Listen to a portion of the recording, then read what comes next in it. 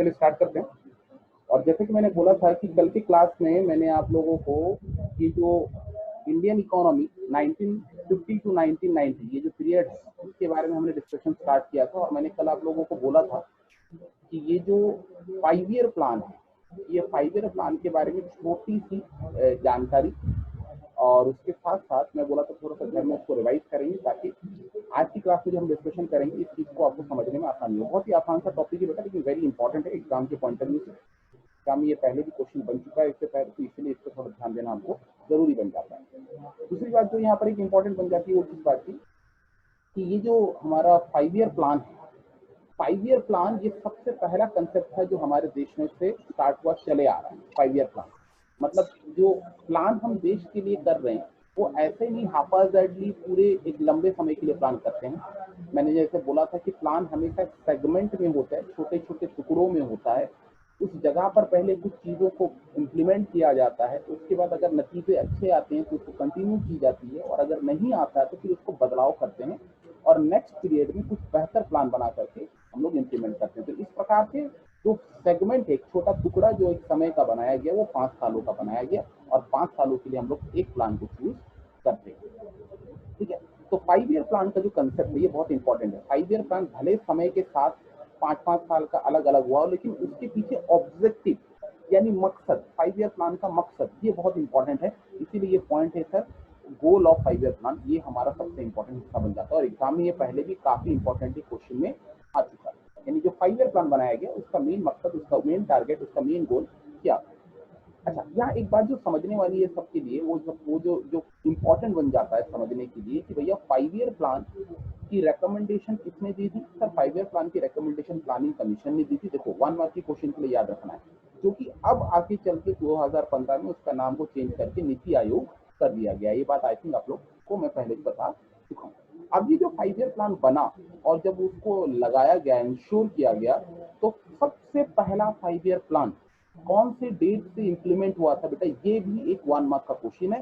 देखो लिखा है फर्स्ट 5 ईयर प्लान जो है, ये फर्स्ट 5 ईयर प्लान जो है ये 1 April 1951, this is the year from where the first 5 year plan was initiated. So this is very important. 5 साल का पीरियड था, 1 अप्रैल 1951 से ये पीरियड स्टार्ट हुआ है, और ये खत्म कब हुआ है सर, 31 मार्च 1956। 31 मार्च 1956 यहाँ पर ये प्लान जो है ये बना। पहला 5 ईयर प्लान 5 साल का 1 अप्रैल 1951 से स्टार्ट हुआ, और वो एंड कब हुआ, 31 मार्च 1956 एंड सो ऑन। इसके बाद से फिर नेक्स्ट अप्रैल 1 से दूसरा 5 ईयर प्लान, ऐसे करते करते करते अभी हमारे देश में 12th 5 ईयर प्लान चल रहा है। 12th 5 ईयर प्लान जस्ट अभी कंप्लीट हुआ है। वो 12th 5 ईयर प्लान जो है वो मैंने अल्टीमेटली काउंट कर सकते हैं 12th 5 ईयर प्लान। तो अल्टीमेटली जो 12th नंबर वाला 5 ईयर प्लान तक जो पहुंचे हैं, ये कैसे स्टार्ट हुआ है, कब से स्टार्ट हुआ, अगर आपसे कुछ पूछा जाए सर पहला 5 ईयर प्लान क्या हुआ।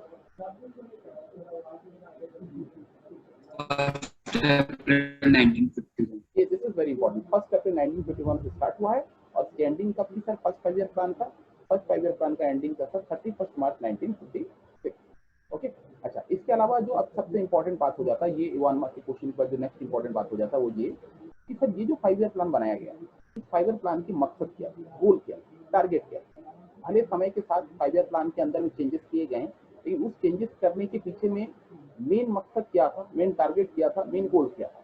और यही चीज को हम लोग जानने के लिए आज के क्लास में हमारा डिस्कशन।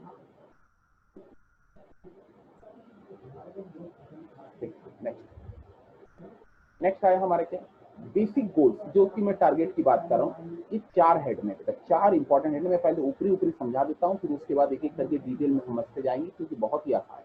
सबसे पहली बात जो 5 ईयर प्लान का टारगेट था, अपने आप को ग्रो करना। अच्छा, ग्रो करने की जब भी बात आएगी सर, ग्रो करने की बात होती है मतलब हम लोग कंट्री के जीडीपी को इंक्रीज करने की बात कर रहे हैं। हम क्या कर रहे हैं, जब भी ग्रोथ की बात आएगी हम कंट्री की जीडीपी को बढ़ाने की बात करेंगे। जैसे कि आपको पता है सर, जीडीपी एक कंट्री की ग्रोथ इंडिकेटर होता है, आपको पता है ना, हमने पिछले हम लोग मैक्रो इकोनॉमिक्स में पढ़ के आए हैं। जीडीपी क्या है सर, सर जीडीपी एक कंट्री का ग्रोथ इंडिकेटर होता है। ग्रोथ इंडिकेटर यानी कंट्री कितना ग्रो कर रहा है, इस चीज की जानकारी कंट्री की जीडीपी को देख करके लगाई जाती है, इसलिए इसको क्या बोलते हैं, ग्रोथ इंडिकेटर। ठीक है, लेकिन लेकिन ये जो ग्रोथ इंडिकेटर की जो बात है, ये ग्रोथ इंडिकेटर कैसे पता चलेगी? कंट्री की जीडीपी जैसे जैसे बढ़ते जाएगी, कंट्री की ग्रोथ अच्छी है बोल करके मानी जाएगी। अब लॉजिकल बात ये है कि क्योंकि आजादी से पहले 1947 से पहले हमारा देश जो आजाद नहीं हुआ था, तो वहां पर क्या हमारी कंट्री की ग्रोथ रेट क्या हो गई थी सर? याद कीजिए, स्टेगनेंट हो गई थी। क्या हो गई? स्टेगनेंट। स्टेगनेंट का मतलब रुक गई थी, पॉज हो गई थी, है ना? उसी ग्रोथ रेट को क्या उसी ग्रोथ रेट को क्या करना था? अब इस मकसद में देश आजाद होने के बाद जब 5 ईयर प्लान बनाया, उसका मकसद ये था कि उस ग्रोथ रेट को क्या करना है? बढ़ाना है। ग्रोथ रेट को क्या करना है? बढ़ाना है। ये था हमारा मकसद। किस बात का sir?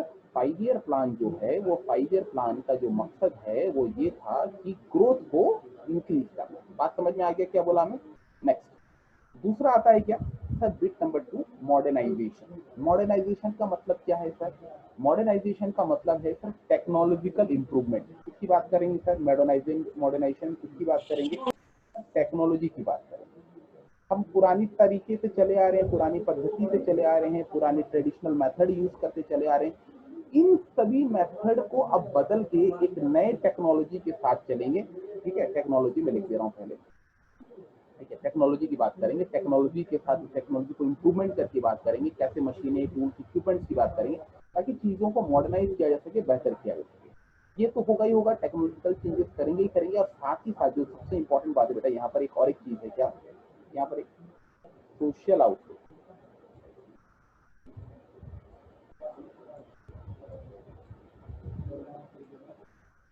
Social outlook, social outlook मतलब क्या समझते हैं? नजरिया, सोसाइटी का नजरिया। सोसाइटी बाहर की दुनिया को कैसे देखती है, इसकी नजरिया। अब ये तो आप जानते हैं कि हमारे देश में जो सोसाइटी है बहुत ज्यादा कंजर्वेटिव नेचर का सोसाइटी। हाँ, अभी नहीं, अभी तो बहुत ज्यादा फ्री हो गया सोसाइटी, बहुत ज्यादा आराम से जिंदगी जो है वो एंजॉय कर रहे हैं। मतलब बहुत कुछ चीजों को इग्नोर किया जाता है, बहुत कुछ चीजें को अब लिबरल कर दिया गया। लेकिन उस समय की बात कर रहा हूँ, वो जो एक लिबर्टी थी ना, वो सिर्फ सीमित होकर रखी थी कुछ लोगों के साथ। यानी मेल डोमिनेंस सोसाइटी होती थी उस समय। मेल डोमिनेंस सोसाइटी मतलब मेल को ज्यादा प्रेफरेंस मिलता था, वुमेन्स को घर की चार दीवारों के अंदर ही रहना पड़ता था। आप जो है कपड़े पहनने से लेकर के नजर मतलब खाना पकाने से लेकर काफी सारे रेस्ट्रिक्शंस होते थे, जो कि बहुत सी जगहों पर आदमी को झेलना पड़ता। तो मॉडर्नाइजेशन का कंसेप्ट ये था कि 5 ईयर प्लान में सिर्फ टेक्नोलॉजिकल इंप्रूवमेंट की बात नहीं करेंगे, बल्कि समय की जो सोसाइटी की जो अंधविश्वास है, ब्लाइंड बिलीफ है, जो डिफरेंट टाइप्स ऑफ ऑब्स्टिकल्स है जिसकी वजह से तरक्की रुकी हुई थी। मतलब हम तरक्की कर सकते हैं, हम ग्रो कर सकते हैं, लेकिन क्या हुआ, कुछ ब्लाइंड बिलीफ, कुछ ऐसे स्ट्रिक्ट ट्रेडिशंस या कस्टम्स हैं हमारे सामने में जो हमको रोक रखे हैं, जिसकी वजह से हम आगे नहीं बढ़ पा रहे हैं। तो इन दैट केस उसको भी बदलने का तरीका, उसको भी नजरिए को चेंज करने का कंसेप्ट जो था वो दिमाग में रखना जरूरी था। तो ये था हमारा दूसरा कंसेप्ट मॉडर्नाइजेशन में। हम यही चीज को पढ़ेंगे मॉडर्नाइजेशन में, टेक्नोलॉजिकल इंप्रूवमेंट, साथ ही साथ सोशल आउटलुक की चेंज की बात करेंगे। तीसरा जो बहुत ही इंपॉर्टेंट था, जो कि हमारे देश की खासियत थी, जब ब्रिटिशर्स आने से पहले उस चीज को वापस फिर हासिल करेंगे, वो क्या था sir? Self reliance. Self reliance मतलब क्या सर? खुद पे भरोसा, खुद पे डिपेंडेंट। यानी इसको अपन बोल सकते हैं क्या? Self dependent. क्या बोल सकते हैं अपन? Self dependent.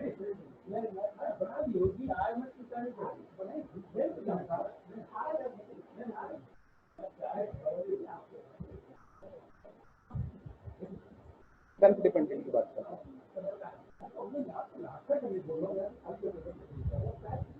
Self dependent.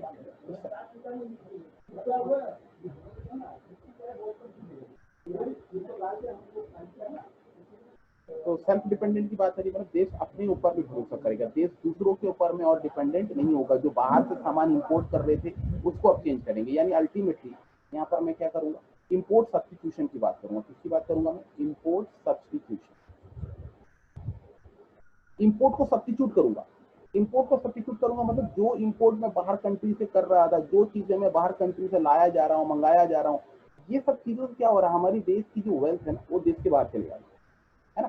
तो अब क्या करना है अपने को यहाँ पर कि उस इंपोर्ट को रोकना है, क्योंकि जितना ज्यादा हम बाहर कंट्री से इंपोर्ट करते जाएंगे, हमारी डिपेंडेबिलिटी बाहर कंट्री में बढ़ते जाएगी। तो what we have to do, that we have to look that what is the alternative ways or what is the alternative option available for us, instead of taking the things from outside, what we have in our country। इस चीज के बारे में हम लोगों को यहाँ पर सोचना पड़ेगा। तो अल्टीमेटली हम क्या कर रहे हैं?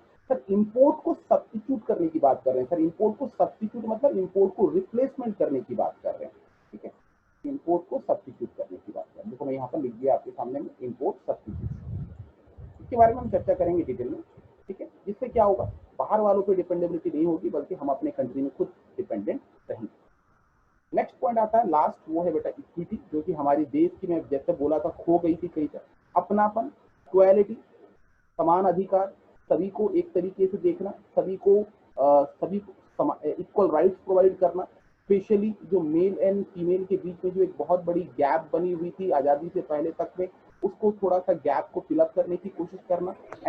And everybody should get equal opportunities, equal chances for the success, वो चीज के लिए भी हमको काम करना था, और उसको अपन बोलते हैं इक्विटी। यानी इक्विटी का मतलब यहाँ पर है इक्वल अपॉर्चुनिटी फॉर ऑल, मतलब सभी के लिए समान अधिकार की बात यहाँ पर कर रहे हैं, इक्वल अपॉर्चुनिटी।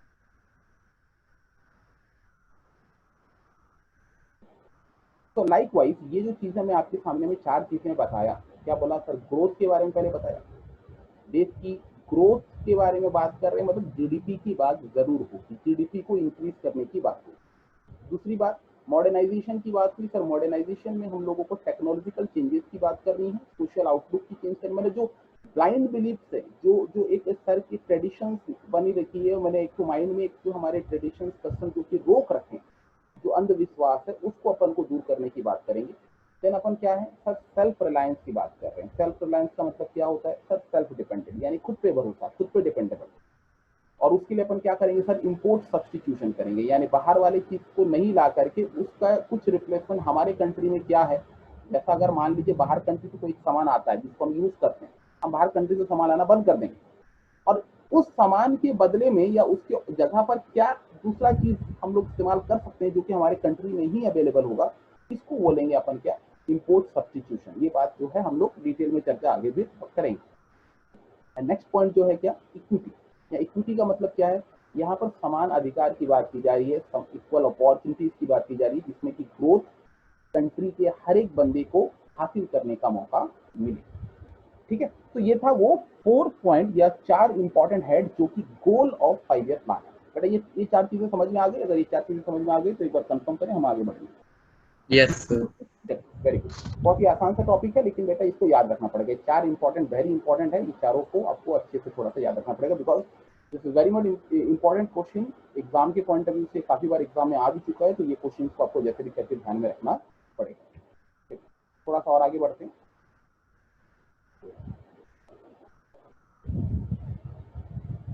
नेक्स्ट पॉइंट की तरफ आगे बढ़ते हैं हमारा। अब इसी को अपन एक एक करके थोड़ा सा डिस्कशन करेंगे, यानी जो 5 पॉइंट में आपको 4 पॉइंट जो मैंने आपको बताया, इस 4 पॉइंट को अपन एक एक करके डिस्कशन करेंगे। सबसे पहला देखो आपकी बात क्या है सर, ग्रोथ की बात करें। ग्रोथ में मैंने क्या बोला था, कंट्री की जीडीपी को बढ़ाने की बात करेंगे डेफिनेटली। तो आप जानते हैं कि जब ब्रिटिशर्स हमारे देश में आए थे, तो उस समय हमारे देश में जो इकोनॉमी थी वो क्या हो रही थी, इकोनॉमी क्या हो रही थी, बैकवर्ड, स्टैग्नेंट। ये जो स्टेगनेंट है इसको इम्प्रूव करना था, दैट इज वेरी इंपॉर्टेंट। तो उसके लिए अपन को क्या करना था, यहाँ पर ग्रोथ का मतलब समझाया गया। ग्रोथ का मतलब क्या, देखो, increase in the countries production capacity, country के प्रोडक्शन कैपेसिटी को बढ़ाना था। कंट्री के प्रोडक्शन कैपेसिटी को कैसे बढ़ाएंगे सर, कंट्री के प्रोडक्शन कैपेसिटी को बढ़ाने के लिए भी कुछ टेक्निक हमको यूज करना पड़ेगा, और वो टेक्निक क्या है सर, एक बहुत ही बड़ा टेक्निक, मतलब एक बदलाव किया गया हमारे देश में। यहाँ पर तो पहले कुछ पॉइंट्स हैं ग्रोथ के बारे में, वो बता देता हूँ, हालांकि वो आपको एक एक बार में समझ में आ जाएगा। जैसे ग्रोथ का मतलब होता है either large stock, large size of supporting services, सब में देखो इंक्रीज या लार्ज की बात करिए। ग्रोथ है मतलब आप प्रोडक्शन ज्यादा करेंगे, आप स्टोरेज ज्यादा करेंगे, आप ट्रांसपोर्टेशन बैंकिंग सेवा को ज्यादा करेंगे। अल्टीमेटली हर वो चीज जो कि डायरेक्टली और इनडायरेक्टली प्रोडक्शन से रिलेटेड है, आप सभी चीजों को बढ़ाने की बात कर रहे हैं। बिकॉज आप जानते हैं कि प्राइमरी सेक्टर जो कि आपका जो आप देश का मजबूत जड़ होता है, अगर प्राइमरी सेक्टर इंप्रूव हो जाएगा तो ऑटोमेटिकली सेकेंडरी सेक्टर और टर्शियरी सेक्टर दोनों भी उसके साथ कनेक्टेड होते हैं, वो दोनों भी ऑटोमेटिकली इंप्रूव या डेवलप हो जाएंगे। That's why it is very important to understand कि ग्रोथ जो है उसको अपन को ध्यान में रखना है। अच्छा, इसके लिए हमको क्या करना है सर, देश की भाषा में, इकोनॉमिक्स की भाषा में अगर अपन बोलें ग्रोथ का मतलब क्या होता है, तो मैं ऑलरेडी आपको बता चुका हूं सर, ग्रोथ का मतलब होता है कंट्री के जीडीपी को बढ़ाना, कंट्री की जीडीपी को बढ़ाना। तो कंट्री की जीडीपी जब तक बढ़ेगी नहीं, कंट्री का ग्रोथ हासिल नहीं हो पाएगा। और जीडीपी का मतलब क्या होता है, कौन बता सकता है? Who can say? हम लोग पढ़ के आए हैं, जीडीपी का मतलब क्या पढ़ते हैं? Who can say? जीडीपी का मतलब क्या पढ़ के आए? The value of all the goods and services produced in a country during a particular period of time. Very good, very good. During particular 1 year. Okay, very good. So that goods should be final goods, that is very important. जो भी goods और services की valuation की बात कर रहे हैं, that should be A final goods.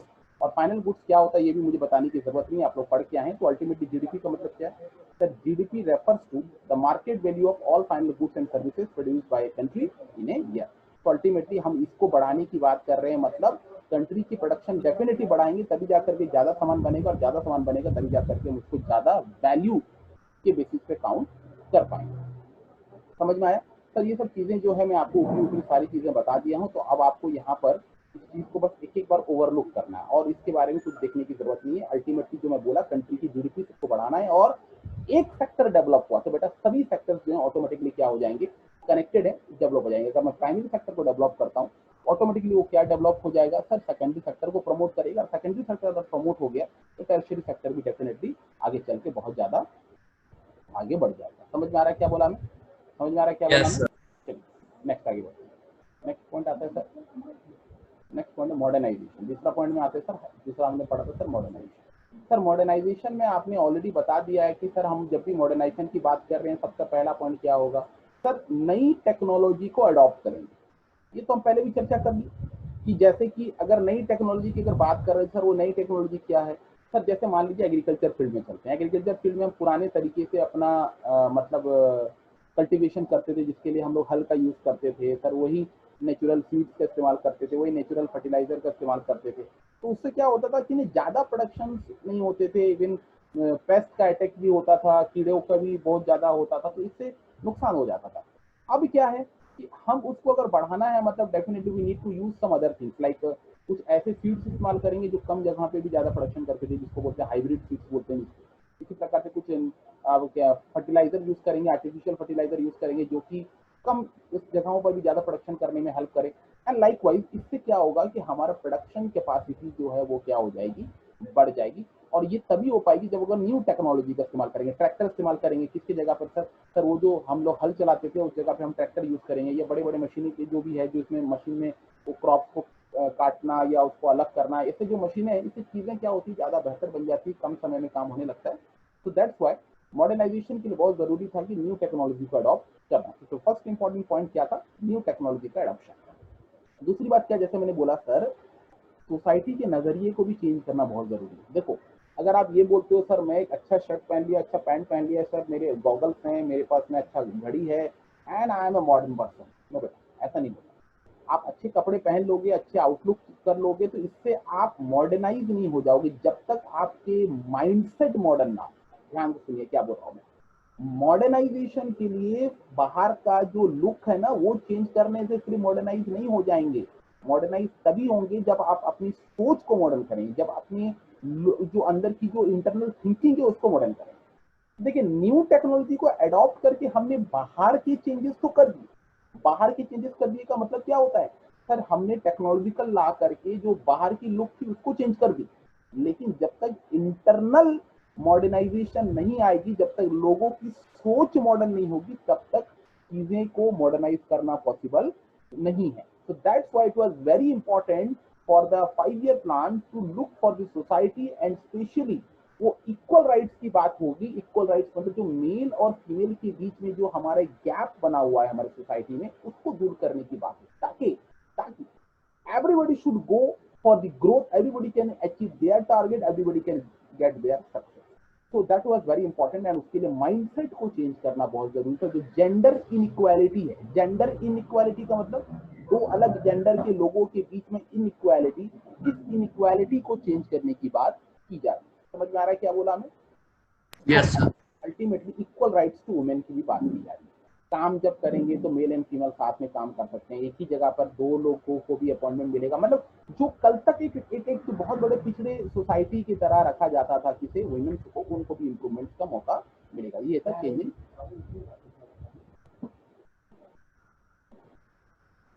Next आते हैं बेटा हमारा क्या, सर नेक्स्ट पॉइंट आते हैं सर हमारा सेल्फ रिलायंस। सेल्फ रिलायंस का मतलब मैंने क्या बोला सर? सेल्फ रिलायंस का मतलब सेल्फ डिपेंडेंट, खुद पे डिपेंडेंट। सर खुद पे डिपेंडेंट कैसे होंगे? सर खुद पे डिपेंडेंट होने के लिए हमको अपने कंट्री के ही रिसोर्सेज को यूज करके अपनी नीड को फुलफिल करना पड़ेगा। यानी हमको बाहर वालों से क्या करना है? अपने आप को बचत करना है। इससे दो चीजों की फायदे होगी। सर बाहर वालों से सामान खरीदेंगे ही नहीं तो पैसा भी नहीं जाएगा, हमारा कंट्री का पैसा हमारे पास ही रहेगा। दूसरी बात क्या सर, अगर बाहर वालों से सामान अगर खरीदते रहेगी तो बाहर वालों के प्रति जो आदत है ना वो लगी रहेगी। इससे बेहतर ये है कि उसको बंद करें ताकि उनकी आदत खत्म हो, और आदत अगर खत्म होगी तो हम उसके रिप्लेसमेंट अपने कंट्री में कहीं ना कहीं दूसरा खोज ही लेंगे। ठीक है, देखो यहाँ लिखा है to promote the economic growth and modernisation the 5 year plan stress on the use of own resources. Own resources का मतलब खुद के रिसोर्सेज को यूज करने के लिए स्ट्रेस दिया गया। भैया बाहर वालों से नहीं मंगाना है, भैया हमको अपने कंट्री में बाहर वालों से नहीं मंगाना है बल्कि खुद अपनी कंट्री में उसको फॉलो करेंगे। और इसका मेन रीजन क्या था सर? ये जो हम सेल्फ रिलायंस की बात कर रहे हैं, इस सेल्फ रिलायंस पॉलिसी का मेन रीजन क्या था? दो सबसे बड़े रीजन थे तो ऑलरेडी आप जानते हैं, मुझे बोलने की जरूरत नहीं, अब एक ही बार में समझ जाएंगे। देखो दो, to reduce foreign dependence. Foreign के ऊपर में जो हमारी डिपेंडेबिलिटी होते जा रही है कि भैया हम सामान लाएंगे तो वहीं से ही लाएंगे, वो बेचेगा तो ही हम खाएंगे, वो खत्म करना था, उसको रिड्यूस करना था, उसको बंद करना था। और दूसरा, जो बार बार अगर आप सामान बाहर वालों से खरीदोगे ना तो बाहर वालों का इन्फ्लुएंस आपके ऊपर हमेशा रहेगा। मतलब बाहर वाले हमेशा आपको कुछ ना कुछ चीजों की तरीके से बदलाव करते रहेंगे। मतलब देखो आप बाहर वाले की चीजें यूज करना चालू कर दी, अब वो जो भी बदलाव करेगा उसका असर आपके ऊपर होगा। तो दैट्स वाई यहाँ पर फॉरेन की जो इंटरफेरेंस हो रही है हमारे कंट्री में उसको भी रोकना जरूरी। तो मतलब अल्टीमेटली सामान का जो इंपोर्ट जो है वो बहुत जरूरी था को कम करना। मतलब जिसकी मतलब हमारी पॉलिसी ये थी कि फॉरेन का चीज को अपने कंट्री में नहीं घुसाना है। क्यों नहीं घुसाना है? बिकॉज हमको अपने कंट्री में खुद को सेल्फ डिपेंडेंट बनाना, बस इसीलिए फॉरेन डिपेंडेंस को भी रिड्यूस करना है और फॉरेन का जो इंटरफेरेंस है हमारे कंट्री में उसको भी अल्टीमेटली यहाँ पर क्या करना है? अवॉइड करने की बात की जा रही है। इज इट ओके बेटा? बहुत ही सिंपल सी बात थी।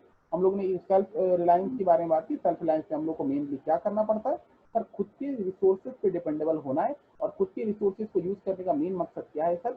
फॉरेन की डिपेंडेंस को रिड्यूस करना और फॉरेन का इंटरफेरेंस को भी कम करना। ठीक है, ठीक है, चलिए तो अभी अपन टू अवॉइड फॉरेन इंटरफेरेंस और समझा। इंटरफेरेंस का मतलब क्या होता है बेटा? किसी के मतलब काम पे अपना टांग अड़ाना, इसको बोलते हैं इंटरफेरेंस। अभी खुद सोच, जैसे यहाँ पर सेंटेंस लिखा उसको पढ़ लेते तो समझ में आएगा। क्या लिखा है? It was feared that dependence on imported food supplies, foreign technology and foreign capital may increase the foreign interference in the policy of our country. देखो अगर सारा चीज बाहर कंट्री से आ रहा है, खाने का सामान, कैपिटल गुड्स या अदर मटेरियल, तो भैया अगर बेचने वाले का डिपेंड के ऊपर तुम बहुत ज्यादा डिपेंडेंट हो गए हो ना तो फिर वो आपके कंट्री के पॉलिसीज में भी छेड़छाड़ करेगा। कैसे छेड़छाड़ करेगा? देखो हम मजबूर हो जाएंगे क्योंकि हमको सामान उसी से खरीदना है। ध्यान से सुनना, हम मजबूर हो गए, सामान हमको उसी से खरीदना है। तो अब क्या होगा? वो फिर आपके कंट्री के गवर्नमेंट से अलग अलग मांगे करेगा, बोलेगा मेरे को और थोड़ा रिलैक्सेशन दो, मेरे को और थोड़ा टैक्स कम करो, मेरे लिए थोड़ा सा इस जगह पर सहूलियत या प्रॉपर्टी या फायदा दो। ऐसे करते करते वो हमारी हैबिट का फायदा उठा करके हमारी जो कंट्री की पॉलिसी है उस पॉलिसी में अपने लिए फायदा खोजेगा और बोलेगा तुम ऐसा पॉलिसी बनाओ जो मेरे लिए फायदामंद होगा, अदरवाइज मैं आपकी कंट्री में सामान नहीं बेचूंगा। तो in that case that one kind of fear का मतलब क्या होता है सर? एक डर बच जाएगा हमारे सर में कि भैया वो सामान नहीं बेचेगा तो हम कैसे खरीदेंगे, हमारे पास दूसरा ऑप्शन नहीं है, मजबूरन हमको उसकी मांगे माननी पड़ेगी। तो that's why it was very important कि भैया हम शुरू से ही अपने आप को ये कर लें कि फॉरेन का सामान खरीदना ही नहीं है। अगर फॉरेन का सामान खरीदेंगे तो आगे चलती ये फॉरेन इंटरफेरेंस हमारे कंट्री में होगा ही होगा। ठीक है ना? ठीक है, यस सर। चलिए तो ये हो गया हमारा 2 पॉइंट। नेक्स्ट अपन आगे बढ़ते हैं। नेक्स्ट पॉइंट क्या बोलता है सर? नेक्स्ट आखिरी पॉइंट है सर हमारा इक्विटी। इक्विटी का मतलब क्या होता है सर? मैं जैसे कि पहले ही बोला, हम लोग यहाँ पर साथ में रहने की बात कर रहे हैं, इक्वालिटी की बात कर रहे हैं। और आप जानते हैं हमारे देश में जो सबसे बड़ा प्रॉब्लम है सर वो रिच एंड पुअर का। जानते हैं रिच एंड पुअर का सबसे बड़ा प्रॉब्लम है ना, ये सेक्शंस डिवाइडेड है, रिच सेक्शन, पुअर सेक्शन ऐसे करके डिवाइडेड है। ठीक है ना? तो रिच एंड पुअर सेक्शन की जो है ये क्या है सर? ये दोनों में बीच में बहुत बड़ा गैप है। और हमको अगर कंट्री को इम्प्रूव करना है तो सिर्फ ग्रोथ, मॉडर्नाइजेशन, सेल्फ रिलायंस बोल देने से नहीं होगा।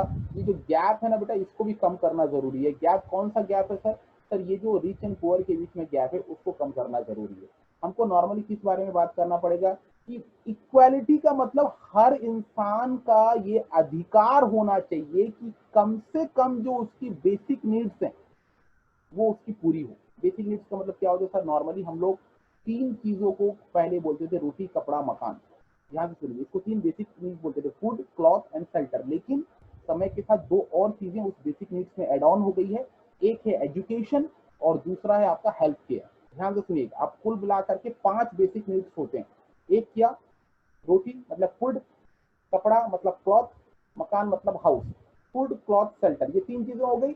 इसके अलावा 2 नई चीजें क्या जुड़ी? और एजुकेशन और हेल्थ केयर। तो ये 5 ऐसी चीजें हैं जो कि एनी हाउ एक इंसान को मिलना चाहिए, उसका अधिकार है, इसका जन्मसिद्ध अधिकार है कि वो हमारे देश में अगर पैदा हुआ है तो हमारे देश में ये 5 चीजें उसको एनी हाउ मिलेगी।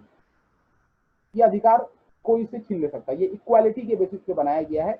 और जो भी वेल्थ है उसको कोशिश किया जा रहा है कि डिस्ट्रीब्यूशन जो हमारे कंट्री में हो वो इक्वालिटी के बेसिस पर, जो कि हालांकि बहुत मुश्किल है, लेकिन स्टिल वो जो प्लान था, जब हम 5 ईयर प्लान बनाए तो उसमें ये चीज को बहुत फोकस किया गया कि इक्वालिटी में लाना है, रिच एंड पुअर के बीच में गैप को दूर करना है। और एवरी पीपुल जो है, एवरी देखो लिखा, every Indian should able to meet their basic needs, at least उनका बेसिक नीड्स तो फुलफिल होना चाहिए। और बेसिक नीड्स में क्या है देखिए, फूड है, क्लॉथ है, शेल्टर नहीं बोला है लेकिन सॉरी फूड है, हाउस है, क्लॉथ नहीं लिखा है, आप लिख देंगे चलेगा। एजुकेशन और हेल्थ केयर 2 एक्स्ट्रा चीजें हम यहाँ पर जुड़ गया।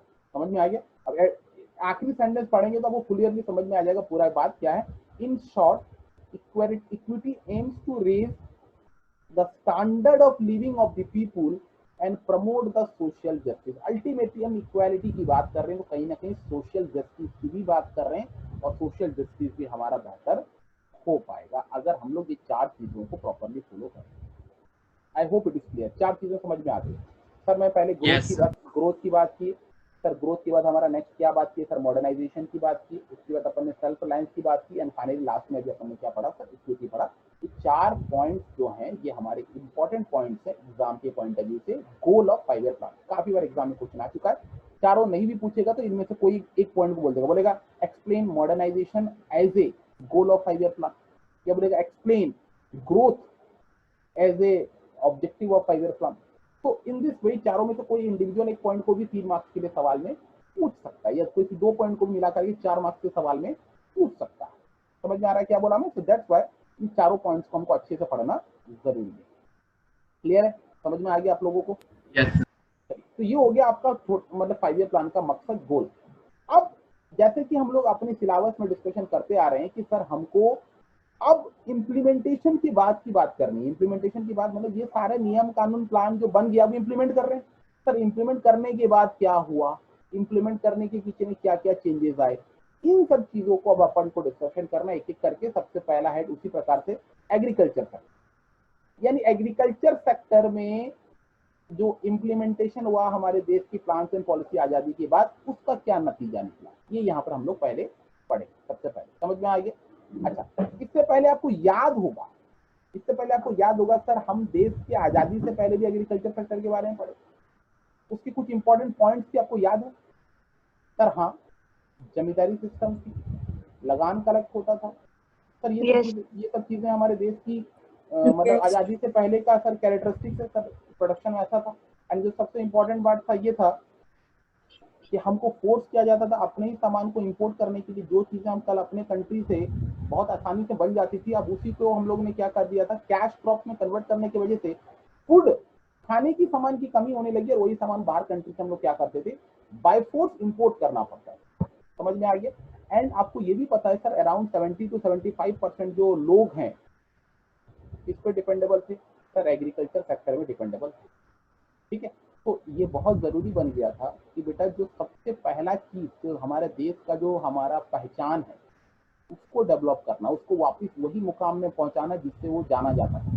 तो 5 ईयर प्लान में जो सबसे पहला चीज ध्यान में रखा गया था कि सर हमको ग्रोथ करना है, और ग्रोथ शुरुआत कहाँ से करनी है सर? एग्रीकल्चर सेक्टर से ग्रोथ की शुरुआत करनी है। एग्रीकल्चर सेक्टर को पहले ग्रो करेंगे, उसके अंदर की कमियों को दूर करेंगे, उसको बेहतर बनाएंगे, तभी जाकर के आने वाले जो दो सेक्टर्स हैं, सेकेंडरी सेक्टर और टर्शियरी सेक्टर, ये दोनों भी बेहतर ऑटोमेटिकली बन जाएंगे। तो सर कैसे बनेगा, चलिए सर देखते हैं। सबसे पहले उन्होंने क्या किया सर, एग्रीकल्चर सेक्टर में क्या किया देख लेते हैं सर। एग्रीकल्चर सेक्टर की फीचर देख लेते हैं। सबसे पहली बात तो ये कि जो प्रॉब्लम्स थी वो क्या थी। सबसे पहली बात है, देखो ब्रैकेट में लिखा प्रॉब्लम। क्या प्रॉब्लम थी सर? सर पहली बात तो लो प्रोडक्टिविटी होती थी, क्योंकि मानता हूं देश आजाद हो गया था, लेकिन स्टिल इतने ज्यादा हमारे पास में टेक्नोलॉजी एक साथ नहीं आ गया था कि हम एक ही बार में अपने आप को डेवलप करके पूरा डेवलप कंट्री बना लें। स्टिल वी आर इन दी मतलब अभी भी हम लोग डेवलपिंग कंट्रीज में गिने जाते हैं। अभी भी हम लोग डेवलप नहीं हुए हैं। देखो 2021 पहुंचने तक भी अभी तक हम लोग डेवलप्ड कंट्रीज नहीं, हम डेवलपिंग है। तो सोचो उस टाइम तो देश आजाद हुआ था, तो उस समय उतना ज्यादा कहाँ देश में कुछ हुआ होगा जिससे हम बोलेंगे कि नहीं पूरी देश में जो था ये सही चल रहा था, ऐसा नहीं। तो अल्टीमेटली लो प्रोडक्टिविटी तब भी थी, ठीक है। क्योंकि वो जो पीछे का भार था, वो जो एक देश को जो लूट करके जो 200 साल तक ले करके गए, मतलब ब्रिटिशर्स, वो जो भार था, वो जो नुकसान का भार था वो बहुत ज्यादा था। तो नुकसान के भार को थोड़ा कम करने में टाइम लगता है। तो कम करने के टाइम में भी इतना ऐसा नहीं कि देश आजादी होगा दूसरे दिन से हम लोग बहुत ज्यादा प्रोडक्शन कर लेंगे, ऐसा नहीं हुआ था। तो उस समय भी हमारा लो प्रोडक्शन। इसके बाद क्या है सर, डिस्गाइज्ड अनएम्प्लॉयमेंट की भी एक बहुत बड़ी प्रॉब्लम देखी जा रही है। डिस्गाइज्ड अनएम्प्लॉयमेंट का मतलब कोई जानता है? देखो डिस्गाइज्ड अनएम्प्लॉयमेंट का मतलब होता है जिस जगह पे जितने लोगों की जरूरत है उससे ज्यादा एक्स्ट्रा अगर लोग काम कर रहे हैं, तो वो एक्स्ट्रा लोगों को अपन बोलते हैं डिस्गाइज्ड अनएम्प्लॉयड पीपल। अब बोलेंगे सर वो तो एम्प्लॉयड है, उसको अनएम्प्लॉयड क्यों बोल रहे हैं? अरे भाई वो 2 एक्स्ट्रा लोग या 3 एक्स्ट्रा लोग जो काम कर रहे हैं, उनका होना नहीं होना एक ही बराबर है। उनके होने से प्रोडक्शन बढ़ नहीं जाएगा या उनके नहीं होने से प्रोडक्शन कम नहीं हो जाएगा, इसीलिए उनको अनएम्प्लॉयड ही माना जाता है, लेकिन उसको डिस्गाइज्ड अनएम्प्लॉयड बोला जाता है। क्या बोला, समझ में आया? मान लीजिए दो मशीन है, ध्यान से सुनना, 2 मशीन है। 2 मशीन में सर कितने वर्कर्स चाहिए? सर 2 मशीन में सर डेफिनेटली 2 ही वर्कर में काम हो जाएगा। एक मशीन का एक ऑपरेटर, दूसरा मशीन का दूसरा ऑपरेटर, ठीक है। अब अगला मैंने 2 नहीं रख करके मैंने यहाँ पर कितने लोगों को रखा है सर? सर मैंने रखा है 3 वर्कर, ठीक है। चलो 3 वर्कर रखा हूँ, कोई प्रॉब्लम नहीं। तो भैया 3 वर्कर होने से क्या मशीन क्या 3 बार मतलब 3 बार चलाने के लिए 3 मशीन भी तो होनी चाहिए, लेकिन मशीन तो 2 ही है। तो एक बार में तो 2 ही ऑपरेटर एंगेज हो पाएंगे, तो तीसरा ऑपरेटर क्या होगा? तो तीसरा ऑपरेटर जो खाली बैठेगा या वो वेट करेगा कि कोई एक ऑपरेटर हटे तो उसके जगह पे जाकर के खड़े हो जाए। तो what I mean to say that कि मशीन तो 2 ही हैं और 2 ही मशीन चलेंगी, तो ये 2 ही मशीन से जो प्रोडक्शन हो सकता है उतना ही होगा। अब 2 वर्कर भी रखोगे तो उतना प्रोडक्शन होगा, 3 वर्कर रखोगे तो भी एक्स्ट्रा प्रोडक्शन होगा। तो ये जो एक्स्ट्रा वन है, वन जो हमारा एक्स्ट्रा वर्कर है, वन एक्स्ट्रा वर्कर जो आया, ये एक्स्ट्रा वर्कर का होना नहीं होना एक ही बराबर है, इसलिए इसको अपन बोलते हैं इसको डिस्गाइज्ड अनएम्प्लॉयड। समझ में आ गया क्या बोला? Yes sir. डिस्गाइज्ड अनएम्प्लॉयड, ठीक है। मतलब इसका प्रेजेंस से ना ही प्रोडक्शन बढ़ेगा और इसका नहीं होने से ना प्रोडक्शन घटेगा। तो that's why disguised unemployed category. तो ये भी उस समय बहुत ज्यादा दिखाई गया, क्योंकि इसका भी रीजन था बेटा। देखो हमारा जो आजादी से पहले के परिस्थिति में ये था कि हाई लेवल ऑफ अनएम्प्लॉयमेंट देखा गया था, याद कीजिए हाई लेवल ऑफ अनएम्प्लॉयमेंट था। तो sir high level of unemployment था, देश आजाद हुआ तो अपॉर्चुनिटी अगर कहीं पर मिलेगी काम के लिए तो लोग भागे दौड़ जाएंगे काम की तलाश में।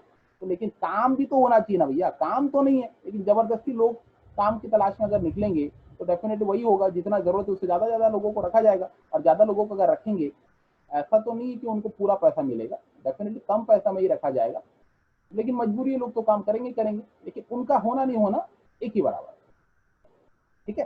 चलिए नेक्स्ट। इसके अलावा क्या था सर, आपको पता है कि हमारे देश में हमारा एग्रीकल्चर सेक्टर बड़ा तो था, लेकिन जो सबसे बड़ा जो इसकी मतलब एक प्रकार की डिमेरिट बोल सकते हैं सर, हम लोग रेनफॉल पे डिपेंडेंट होते। किस पे डिपेंड होते?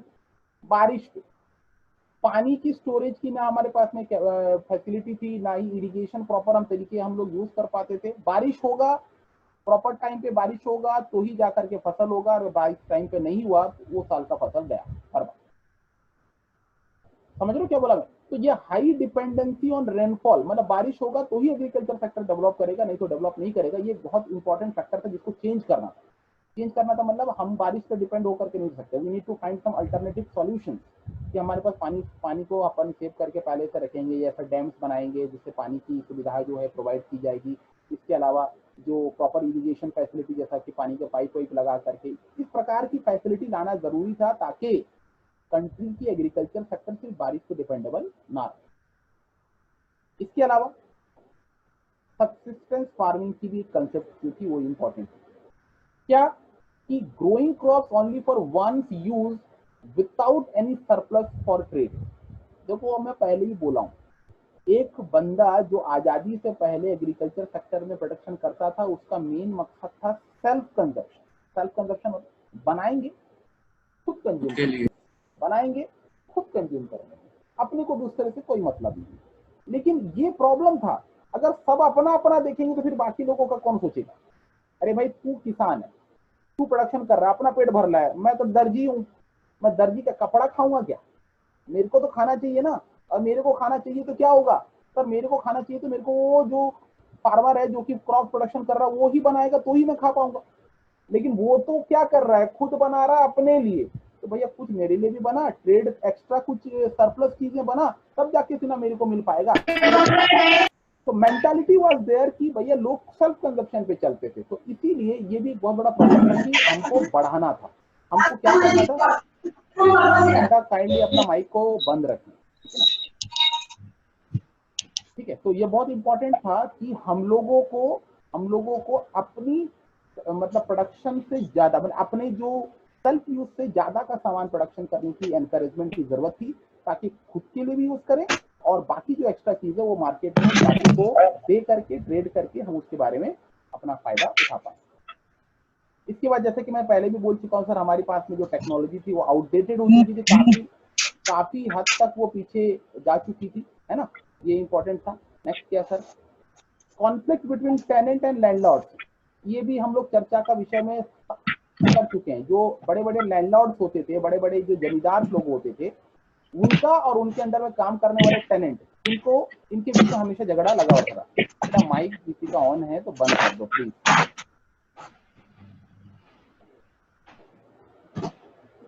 बंद कर दो। मैं यहाँ पे फिर मेरे को ऑप्शन बंद करना पड़ेगा।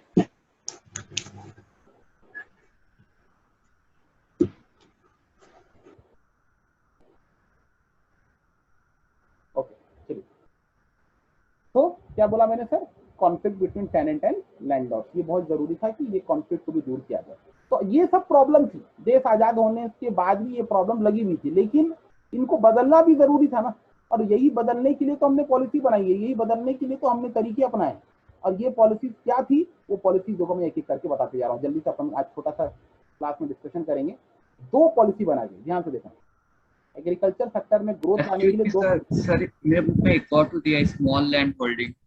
स्मॉल लैंड होल्डिंग्स, अच्छा स्मॉल लैंड होल्डिंग्स का मतलब ये होता है बेटा, छोटे छोटे फार्मर्स, ध्यान से सुनना, छोटे छोटे फार्मर्स, उनके पास में ना जमीनें ज्यादा नहीं थी। अब मेरी बात ध्यान सुनना, उनका जितना प्रोडक्शन होता है, मेहनत कर रहे हैं लेकिन वो प्रोडक्शन ज्यादा नहीं कर पाएंगे। और अगर ज्यादा प्रोडक्शन नहीं कर पाएंगे तो दिक्कत ये होगा कि वो सेल्फ के लिए भी अगर बना रहे हैं तो भी उनके लिए पूरा नहीं हो पाएगा। अच्छा दूसरी बात ये भी होती है कि छोटे छोटे जो स्मॉल लैंड होल्डिंग्स है ना, इनके ऊपर में बड़े लैंडलॉर्ड्स का हमेशा दबाव होता था, क्योंकि उनकी आइडेंटिटी नहीं होती थी। छोटे फार्मर्स की कोई आइडेंटिटी नहीं होती। एटलीस्ट एक रीजनेबल साइज का जब तक उसके पास में लैंड नहीं होगा, उसकी आइडेंटिटी जीरो है, वो एज ए फार्मर काउंट होता ही नहीं था। तो फार्मर के हिसाब से काउंट करने के लिए बड़े बड़े लैंड की जरूरत पड़ती थी, उस समय की बात कर रहा हूँ, अभी नहीं, ठीक है ना? तो इसीलिए वो एक दबाव बन जाता था कि बड़े फार्मर्स लोग छोटे फार्मर्स पे दबाव बना देते, उनका सामान जो था यूज नहीं होता था। वो सिर्फ बनाएगा तो खुद के लिए बनाएगा, मार्केट में बेचने जाएगा भी तो उसका सामान कोई खरीदने वाला नहीं, कोई बड़े लोग अपना सामान बेचते हैं। बात समझ में आ रहा है क्या बोला मैं? Yes sir. अच्छा ये तो प्रॉब्लम्स की बात होगी। हम अब प्रॉब्लम्स के बाद उसकी सॉल्यूशन की बात करेंगे, जो कि मोस्ट प्रोबेबली मैं कोशिश करूंगा नेक्स्ट क्लास में बताने के लिए। बट फिर भी मैं आपको एक चीज बता देता हूँ कि जो सर प्रॉब्लम की सॉल्यूशन थी, जो 5 ईयर प्लान में प्रॉब्लम का सॉल्यूशन निकाला गया कि सर ये जो प्रॉब्लम ऊपर में पढ़ के आए सर, 6 पॉइंट्स पढ़ के आए ऊपर में, इसका सॉल्यूशन कैसे निकालेंगे? तो सर 2 पॉलिसी बनाई गई, 2 तरीके बनाए गए, दो रास्ते निकाले गए। एक रास्ता क्या निकाला गया सर, लैंड रिफॉर्म्स का रास्ता निकाला गया। ये लैंड रिफॉर्म्स क्या होता है मैं आपको बताऊंगा, हल्के तौर पर बता देता हूँ सर। वो जमींदारी सिस्टम को बंद करना, यही लैंड रिफॉर्म्स है। वो जो जमींदारी सिस्टम चल रहा था ना, देश में आज़ादी से पहले, वो आज़ादी से पहले का जो मतलब जमींदारी सिस्टम था जिसको लैंड सेटलमेंट सिस्टम बोला जा रहा था, उसको बंद करना, उसको अवॉइड करना, उसको हटाना, पूरी तरीके से उसको बंद करने का तरीका को लैंड रिफॉर्म्स बोला जाता है। हम उसकी डिटेल में चर्चा करेंगे, जब डिटेल में बताऊंगा चर्चा करेंगे। दूसरा क्या किया गया सर, ये वर्ड आपने सुना होगा, ये वर्ड आपने सुना होगा, दूसरा वर्ड सुना है आपने, ग्रीन रिवोल्यूशन, ये वर्ड सुना है आपने?